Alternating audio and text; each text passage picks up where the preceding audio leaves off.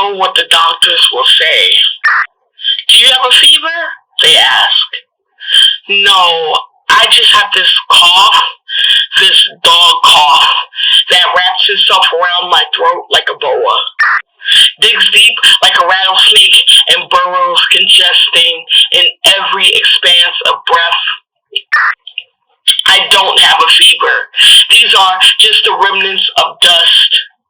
The desert lying in my lungs from sandstorms and kicking up tracks in the middle of nowhere that used to be the mecca of everywhere. My inhaler just came in the mail, and with it I bid adieu to the chest cramps and pains, at least for a little while. Little by little, each day, I collide with the past I have yet to reconcile. If you love me, know this.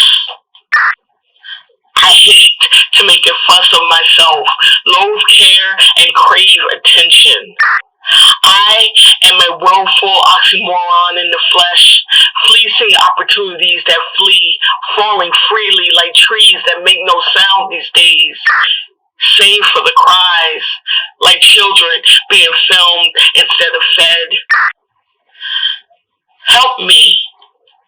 Understand, when one tree carries another, it is our duty to protect life that flies higher than any jet can. End transmission.